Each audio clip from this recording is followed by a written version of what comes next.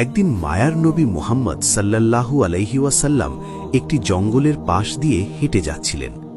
হঠাৎ নবীজি দেখতে পেলেন এক ইহুদি একটি মা হরিণকে শিকার করে শক্ত করে বেঁধে রেখেছে। দয়ার নবীকে দেখা মাত্রই হরিণটি রোনাজারি শুরু করল এবং মানুষের ভাষায় বলে উঠল, ইয়া রাসূলাল্লাহ, ইয়া হাবিব আল্লাহ, আজ সকালে আমি আমার বাচ্চাদের বাসায় রেখে খাবারের সন্ধানে বের হয়েছিলাম। হরিণটি বলল, হে আল্লাহর নবী, ওই সময় এই ইহুদি আমার সামনে আসে এবং আমাকে বন্দী করে ফেলে। সকাল থেকে আমি এখানে বন্দী। ইয়া রাসূলাল্লাহ, আমার ছোট ছোট দুধের বাচ্চা আছে, তারা আজ সারাদিন কিছুই খায়নি।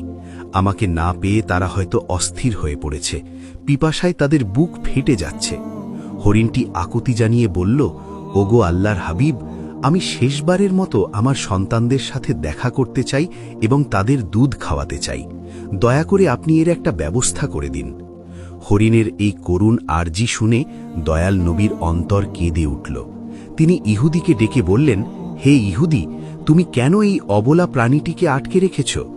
ইহুদি উত্তর দিল, আমি একে শিকার করেছি, আর বনের প্রাণী শিকার করা তো আমার অধিকার, তাই আমি একে ছাড়ব না। নবীজি বললেন, তুমি কি দেখতে পাচ্ছ না এটি একটি মা হরিণ? এর স্তন দুধে পরিপূর্ণ, এর বাচ্চারা না খেয়ে কষ্ট পাচ্ছে, তুমি একে একবার সুযোগ দাও। ইহুদি অবজ্ঞার সাথে বলল, আমি এত কষ্ট করে ধরলাম আর আপনার কথাই ছেড়ে দেব? একবার ছেড়ে দিলে কি বনের হরিণ আর ফিরে আসে? তখন বিশ্বনবী বললেন, তুমি একে ছেড়ে দাও, আমি জামিন হচ্ছি, সে তার বাচ্চাদের দুধ খাইয়ে আবার তোমার কাছে ফিরে আসবে। ইহুদি বিদ্রুপ করে বলল, বনের হরিণ কি আপনার বাপদাদার সম্পদ যে ফিরে আসবে? শিকার করা প্রাণী ফিরে আসার কি কোনো নজির আছে? যখন ইহুদি কোনোভাবেই রাজি হচ্ছিল না, তখন নবীজি বললেন, তবে এক কাজ করো, তুমি হরিণটিকে ছেড়ে দাও আর তার বদলে আমাকে এখানে বেঁধে রাখো। হরিণ না ফিরলে তুমি আমাকে সারা জীবন বন্দী করে রেখো। ইহুদি ভাবল এটি ভালো সুযোগ। সে নবীজিকে বেঁধে রেখে হরিণটিকে ছেড়ে দিল। ছাড়া পেয়ে হরিণটি দ্রুত বনের দিকে ছুটে গেল।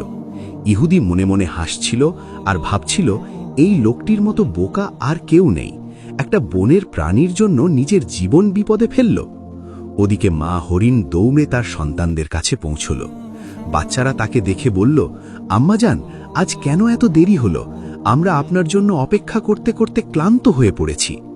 মা হরিণ চোখের পানি ছেড়ে বলল, ওরে আমার কলিজার টুকরা সন্তানরা, তোমরা তাড়াতাড়ি শেষবারের মতো আমার দুধ পান করে নাও, কারণ হয়তো তোমাদের সাথে আর কোনো দিন দেখা হবে না। বাচ্চারা অবাক হয়ে কারণ জানতে চাইলে মা হরিণ পুরো ঘটনা খুলে বলল। সে বলল, মায়ার নবী মুহাম্মদ সাল্লাল্লাহু আলাইহি ওয়াসাল্লাম নিজের জীবন বন্ধক রেখে আমাকে তোমাদের কাছে পাঠিয়েছেন। ওই নিষ্ঠুর ইহুদি এখন আমার নবীকে বেঁধে রেখেছে। এ কথা শোনা মাত্র হরিণের বাচ্চারা দুধ পান করা বন্ধ করে দিল। তারা বলল, আম্মাজান, আপনি কি বলছেন? মায়ার নবী বন্দী আর আমরা দুধ পান করব? এটা অসম্ভব। চলুন, আমরাও আপনার সাথে যাব। নবীজির সামান্য কষ্টও আমরা সহ্য করতে পারব না। কিছুক্ষণ পর ইহুদি দেখল, বনের ভেতর থেকে কেবল সেই মা হরিণই নয়, তার সাথে ছোট ছোট বাচ্চাগুলোও দৌড়ে আসছে। এই দৃশ্য দেখে ইহুদি থমকে গেল। হরিণটি নবীজির সামনে এসে ক্ষমা চেয়ে বলল, ইয়া রাসূলাল্লাহ, আমার আসতে দেরি হওয়ায় আপনি কষ্ট পেয়েছেন, আমাকে ক্ষমা করুন। নবীজি ইহুদিকে বললেন, হে ইহুদি, এখন তো বিশ্বাস হলো, এই নাও তোমার শিকার, সাথে তার বাচ্চাদেরও নিয়ে এসেছে। ইহুদির পাথর মন এক মুহূর্তেই গলে গেল। সে চিৎকার করে বলে উঠল, ইয়া রাসূলাল্লাহ, বনের পশু পাখিও যার মায়া বোঝে, তিনি অবশ্যই আল্লাহর সত্য নবী। আমাকে আর হরিণ দিতে হবে না, আপনি আমাকে কালেমা পড়িয়ে মুসলমান করে দিন। সুবহানাল্লাহ। নবীজির দয়ায় এক ইহুদি ইসলামের ছায়াতলে আশ্রয় পেল। এমনই আরেক দিনের ঘটনা। নবীজি সাহাবীদের নিয়ে বসে আছেন, এমন সময় এক বেদুইন সেখানে এলো। তার হাতে ছিল একটি শিকার করা গুই সাপ। বেদুইন জিজ্ঞেস করল, ইনি কে? সাহাবীরা বললেন, ইনি আল্লাহর রাসূল মুহাম্মদ। বেদুইন অহংকারের সাথে বলল, আমি লাত ও উজ্জার কসম খেয়ে বলছি, আমি একে নবী মানি না, তবে আমার হাতের এই গুই সাপ যদি সাক্ষ্য দেয় তবে আমি ঈমান আনব। নবীজি সাপটিকে লক্ষ্য করে ডাক দিলেন। সাথে সাথে সাপটি পরিষ্কার আরবি ভাষায় উত্তর দিল, লাব্বাইকা ইয়া রাসূল আল্লাহ, আমি আপনার খেদমতে হাজির। নবীজি জিজ্ঞেস করলেন, হে গুই সাপ, আমি কে? সাপটি বলল, আপনি আল্লাহর রাসূল এবং আখেরি নবী।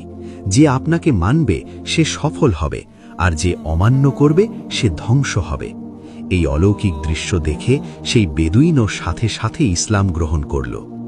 একবার আবু জাহেল ও কাফেররা দাবি করল, যদি আকাশের চাঁদকে 2 টুকরো করে দেখাতে পারো তবেই ঈমান আনব। নবীজি আল্লাহর কাছে দোয়া করে আঙুল দিয়ে ইশারা করলেন। তৎক্ষণাৎ পূর্ণিমার চাঁদ 2 খণ্ড হয়ে গেল, এমনকি মাঝখান দিয়ে হেরা পর্বত দেখা যাচ্ছিল। কিন্তু হতভাগা কাফেররা একে জাদু বলে এড়িয়ে গেল, অথচ আল্লাহ তাআলা কুরআনে এই ঘটনার কথা উল্লেখ করেছেন। অন্য এক সফরে নবীজির আড়াল হওয়ার প্রয়োজন হলে তিনি ওসামাকে বললেন গাছগুলোকে আদেশ করতে। নবীজির নির্দেশে 2টি বিচ্ছিন্ন গাছ শিকড় সহ হেঁটে এসে একে অপরের সাথে মিলে আড়াল তৈরি করল।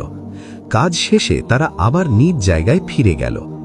আরেক দিনের ঘটনা, যুদ্ধের এক সফরে নবীজি একা এক গাছের নিচে বিশ্রাম নিচ্ছিলেন। শত্রু গাওরাস ইবনুল হারিস তলোয়ার উঁচু করে ধরল। সে বলল, হে মোহাম্মদ, এখন তোমাকে আমার হাত থেকে কে বাঁচাবে? নবীজি অত্যন্ত শান্তভাবে বললেন, আল্লাহ। আল্লাহর নাম শোনা মাত্র শত্রুর হাত কেঁপে উঠল এবং তলোয়ার পড়ে গেল। নবীজি সেই তলোয়ার উঠিয়ে বললেন, এখন বলো তোমাকে কে বাঁচাবে? লোকটি ক্ষমা চাইল। নবীজি তাকে বিনা বাক্যে মুক্তি দিলেন। তার এই মহানুভবতা দেখে সেই শত্রুও পরে ইসলাম গ্রহণ করে নিজের গোত্রকে ইসলামের পথে নিয়ে আসে। সুবহানাল্লাহ। প্রিয় দর্শক, ইনিই ছিলেন আমাদের দয়ার নবী মুহাম্মদ সাল্লাল্লাহু আলাইহি ওয়াসাল্লাম। পশু পাখি, গাছপালা, এমনকি জড় বস্তুও তার নবুয়তের সাক্ষ্য দিত। আল্লাহ আমাদের সবাইকে নবীজির আদর্শে জীবন গড়ার তৌফিক দান করুন। ভিডিওটি ভালো লাগলে শেয়ার করে ইসলাম প্রচারে অংশ নিন এবং কমেন্টে লিখুন আমিন।